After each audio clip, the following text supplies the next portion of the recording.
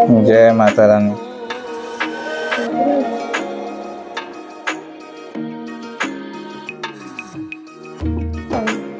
श्री दुर्गा सप्तशती पहला अध्याय।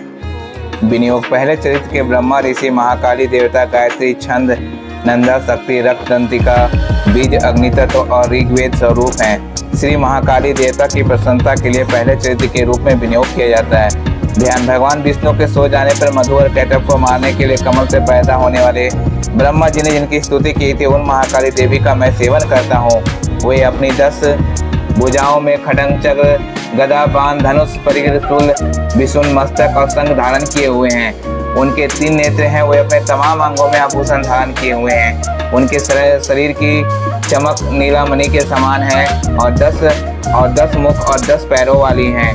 मार्कंडेय जी बोले, सूर्य के पुत्र स्वर्णी जो 8वें मनु कहे जाते हैं, उनकी उत्पत्ति की कथा विस्तार पूर्वक कहता हूँ, सो सुनो।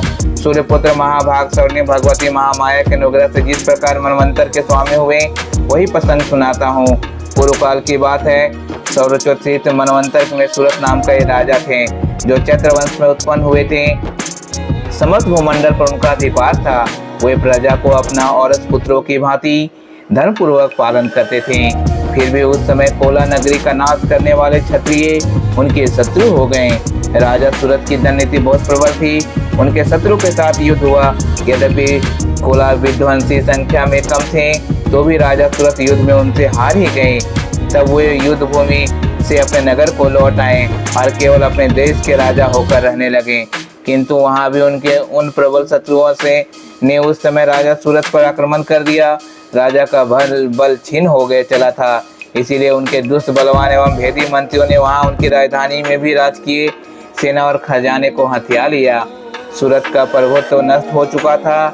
इसीलिए वे शिकार खेलने के बहाने घोड़े पे सवार हो वहां से अकेले ही एक घने जंगल में चले गए। वहां उन्होंने ब्राह्मण श्रेष्ठ मेधा मुनि का आश्रम देखा।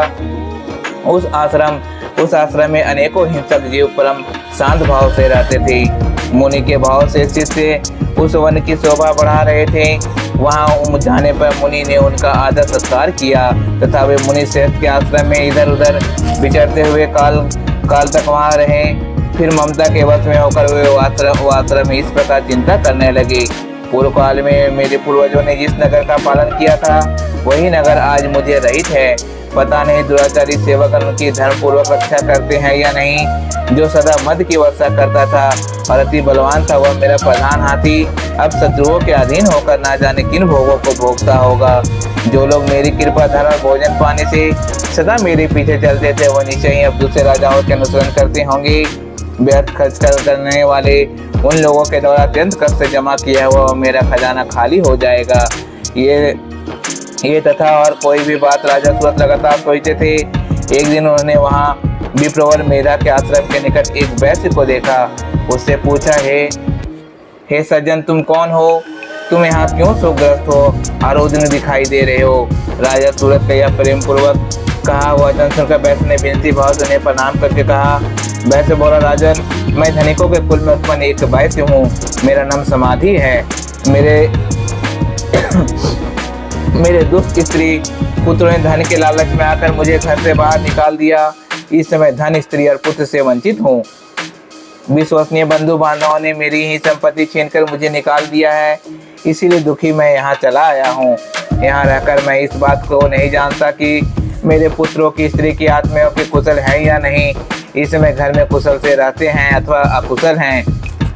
वो मेरे पुत्र कैसे हैं? क्या वो सदाचारी हैं अथवा दुराचारी हो गए हैं?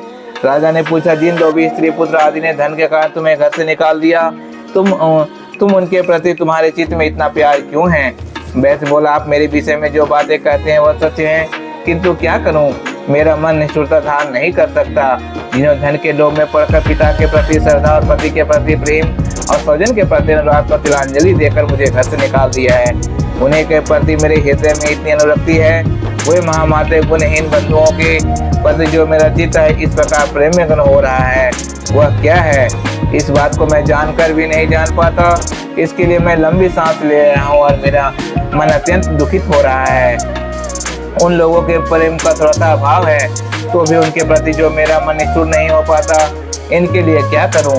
मार्कंडेय जी बोले, हे ब्राह्मण, तदंतर राजाओं ने श्रेष्ठ सूरत और समाधि नामक वैसे दोनों साथ साथ मुनि की सेवा में वर्तित हुए और उनके साथ साथ न्याय अनुकूल विनयपूर्ण प्रस्ताव करके बैठ गए। इसके बाद वैश्य और राजा के कुछ वार्तालाप आरंभ किया। राजा ने कहा, भगवान मैं आपसे एक बात पूछना चाहता हूँ, उसे कृपा करके बताइए। मेरा चित्त अपने बस में नहीं, इसलिए यह बात मेरे मन को बहुत दुखी देता है। मुनि श्रेष्ठ, जो राज्य मेरे हाथ से चला गया है उसे मैं सम्मान पूर्वक विभोग से मेरी ममता ही हो रही है। यह जानते हुए कि अब मेरा नहीं है, अज्ञान के भांति मुझके लिए दुखी देता है, इसका क्या कारण है? इधर यह वैश्य भी घर से अपमानित होकर आया है। इसके पुत्र, स्त्री और नौकरों ने इसको छोड़ दिया है। आत्मीयों ने इसका परित्याग कर दिया है, तो भी इसके हृदय में इनके प्रति अत्यंत स्नेह है। इस प्रकार यह समय दोनों बहुत दुखी हैं, जिसमें प्रत्यक्ष दोष दिखाई दे गया है। उस विषय के लिए भी हमारे मन में ममता के कारण आकर्षण पैदा हो रहा है। हे महामाग, हम दोनों समझदार हैं, तो भी हमसे जो मोह पैदा हो रहा है, यह क्या है? विवेक के शून्य पुरुष की भांति मुझ में और इसमें मूर्छा स्पष्ट दिखाई देती है। ऋषि बोले, महाभाग, सब जीवों के विषय में गोचर होने का ज्ञान है। हे महाभाग, विषय भी सबके लिए अलग अलग हैं। कुछ प्राणी दिन के नहीं दिखते हैं, कुछ जीव ऐसे हैं जो दिन और रात्रि में बराबर ही दिखते हैं। यह ठीक है कि मनुष्य समझदार होते हैं, किंतु केवल वही ही ऐसे होते हैं। पशु पक्षी आदि सभी प्राणियों में बुद्धि होती है। मनुष्य का ज्ञान भी वैसा ही होता है, जैसे उन मृग और पक्षियों का होता तथा मनुष्यों का होता है, वैसा ही उन मृग पीछे पक्षी आदि का होता है। यह अत्यंत अन्य बातों का प्राय दोनों ही समान ही हैं। समझ होने पर भी इन पक्षियों को भी तो देखो, ये स्वयं भूख से पीड़ित होते हुए भी मोहवश में बच्चों की चोंच में कितने चाव से अन्न के दाने डाल रहे हैं। पुरुष श्रेष्ठ, क्या तुम्हें दिखता नहीं कि मनुष्य समझदार होते हुए भी लोग वश में अपने किए हुए उपकार का बदला पाने के लिए पुत्रों की कामना करते हैं? यद्यपि इन सब में समझ की कमी नहीं है, तदपि वे संसार की स्थिति बनाए रखने के लिए भगवती महामाया के प्रभाव द्वारा ममता में भर के युक्त मोह की गहरे गड्ढे में गिराए जाते हैं। इसीलिए इसमें आश्चर्य नहीं है, जगदीश्वर भगवान विष्णु के योगना निद्रा की जो भगवती महामाया हैं, उनके द्वारा यह जो मोहित हो रहा है, वो भगवती महामाया देवी ज्ञानियों में चित्त के बलपूर्वक खींचकर मोहग्रस्त कर देती हैं। वही ईश्वर चारक जगत की सृष्टि करती हैं तथा वे प्रसन्न होने पर मनुष्यों की मुक्ति के लिए वरदान देती हैं तथा वे ब्रह्म विद्या, संसार बंधन, मोक्ष कारणभूत सनातनी देवी तथा संपूर्ण ईश्वर के भी अधीश्वरी हैं। राजा ने पूछा, भगवान जिन्हें आप महामाया कहते हैं, वो देवी कौन है? ब्राह्मण, उनकी उत्पत्ति कैसे हुई तथा उनके कार्य कौन कौन से हैं? ब्रह्मवेताओं में श्रेष्ठ महर्षि उन देवी का जैसा प्रभाव हो, जैसा स्वरूप हो और जिस प्रकार प्रादुर्भाव हुआ है, वह सब मैं आपके मुख से सुनना चाहता हूँ। ऋषि ने कहा, राजन, वास्तव में तो वो देवी नित्य स्वरूप ही हैं। संपूर्ण विश्व को उन्हीं का रूप है तथा उन्हें समस्त जगत में व्याप्त कर रखा है। यद्यपि उनका आविर्भाव अनेक प्रकार से होता है, वह मुझ में सुनो। यद्यपि वे नित्य जमा है, तदपि देवताओं का कार्य सिद्ध करने के लिए प्रकट होती हैं। इसमें संसार में उत्पन्ना कहलाती हैं। काल पर अंत में सब संपूर्ण जगत में एक ही महासागर में डूबो रहता है और सबके प्रभु भगवान विष्णु शेषनाग की सैया पर बिछाकर योग निद्रा में लीन होकर सो रहे थे। उस समय उनके कानों की मैल से दो भयंकर असुर उत्पन्न हुए, जो मधु और कैटभ के नाम से प्रसिद्ध थे। वे दोनों ब्रह्मा जी का वध करने को उद्यत हो गए। भगवान विष्णु की नाभि कमल में विराजमान प्रजापति ब्रह्मा ने जब उन दोनों भयानक असुरों को अपने पास मारने के लिए आता और भगवान को सोया हुआ देखा, तो एकाग्रचित्त होकर उन्हें भगवान विष्णु को जगाने के लिए निद्रों में निवास करने वाली योग निद्रा की स्तुति आरंभ की, जो विश्व की स्वामिनी, जगत को धारण करने वाली, संसार को भरण पोषण और संहार करने वाली तथा तेज स्वरूपा भगवान विष्णु की अनुपम शक्ति है।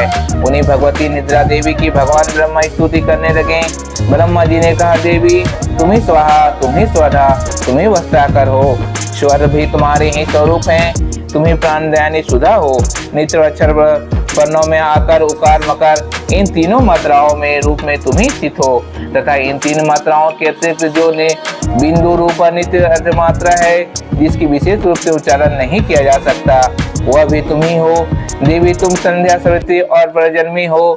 देवी तुम ही इस संकाल ब्रह्मांड को धारण करती हो। तुमसे इस जगत में सृष्टि होती है, तुम्ही से इस कर्ण का लालन पालन होता है और साथ साथ तुम्हें के कल से अत्यंत सबको ग्रास बना लेती हो। अहे जगदन्मी देवी, इस जगत की उत्पत्ति समय में तुम सृष्टि रूपा हो, पालन काल में स्थिति रूपा हो तथा कल्प के समय संहार रूपा हो।